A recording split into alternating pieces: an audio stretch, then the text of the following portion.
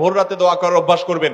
রমজান মাস আসছে, আমি সবসময় বলি ভাইরে সারা বছর পারেন না ডিউটির জন্য ভোর রাতে ঘুমায় থাকেন, বুঝতে পারি, কিন্তু রমজানে তো সাহরি খাওয়ার জন্য উঠেন। অতএব শুধু সাহরি খাওয়ার জন্য না উঠে সাহরি খাওয়ার পাশাপাশি 10টা মিনিট টাইম নিবেন, একটা রুমে যে দরজা আটকে দিবেন, কেউ জান নাই, সেখানে একটু আল্লাহর সাথে একটু কথা বলবেন, ছাদে চলে যাবেন, মসজিদে চলে যাবেন, নির্জন জায়গায় চলে যাবেন, সাহরি খেয়ে চলে যাবেন, অথবা সাহরি খাওয়ার আগে ওটা করে এসে পরে সাহরি খাবেন, কিন্তু ভোর রাতের দোয়া যেন রমজানে মিস না হয়।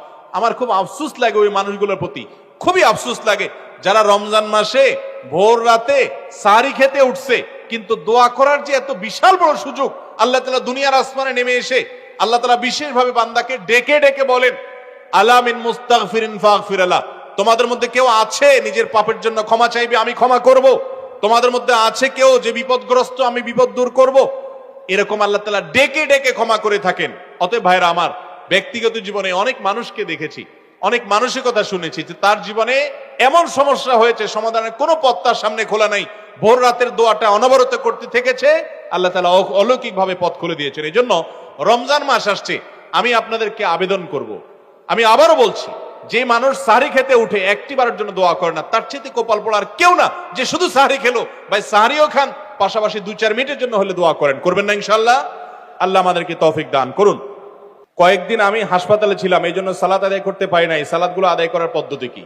কয়েক ওয়াক্ত নামাজ যদি আপনার ছুটে যায়, ওগুলো আদায় করতে হবে। কিভাবে আদায় করবেন? সিরিয়াল বাই আদায় করবেন। কথার কথা, ফজরেরটা আগে পড়বেন, জোহরেরটা তারপরে পড়বেন, আসরেরটা তারপরে পড়বেন, এবং এভাবে ওয়াক্ত একটা একটা করে পড়ে আপনাকে শেষ করতে হবে। ঘরে বসে কবর জিয়ারত করা যায় কিনা মহিলাদের জন্য? করা গেলে এটার হুকুম কি? জিয়ারত মানে সাক্ষাৎ। জিয়ারত মানে কি ভাই? কবর জিয়ারত করা মানে কবরবাসীর সামনে যাওয়া। আমরা কবর জিয়ারত কেন করি? 2 কারণে। কয় কারণে? নাম্বার 1, নবী করিম সাল্লাল্লাহু আলাইহি সাল্লাম বলেছেন, নাহাইতুকুম আন জিয়ারাতিল কুবুর ফাজুরুহাল আন ফাইন্নাহা তুযাক্কিরুকুম আল আখিরা। এক সময় তোমাদেরকে কবর জিয়ারত করতে নিষেধ করা হয়েছিল, এখন পারমিশন দেওয়া হয়েছে তোমরা কবর জিয়ারত করো। কেন? কারণ কবর জিয়ারত করলে আখিরাতের কথা স্মরণ হয়। কবর জিয়ারত করলে কি হয় ভাই? আখিরাতের কথা স্মরণ হয়, আল্লাহর কথা স্মরণ হয়, সেজন্য কবর জিয়ারত করতে হয়। ওখানে গেলে মরণের কথা মনে হয় যে আমাকেও আসতে হবে, নিজের লাভ।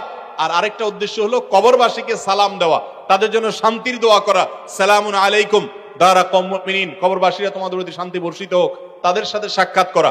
তো এটা ঘরে বসে হয় না। মহিলারা ঘরে বসে দোয়া করতে পারেন মুর্দার জন্য, মুর্দার জন্য দোয়া করতে পারেন, অথবা কবরস্থানের ওয়ালের পাশ দিয়ে গেলেন তখনও তারা সালাম পেশ করতে পারেন।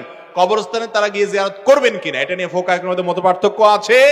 হাদিসে আসছে লানাল্লাহু যাওয়ারাতিল কুবুর, এই হাদিসের ভিত্তিতে অনেক উলামায়ে কেরাম এটাকে মাকরুহ বলেছেন, অনেকে আর একটু কঠোরভাবে নিষেধ করেছেন, আবার অনেকে জায়েজও বলেছেন।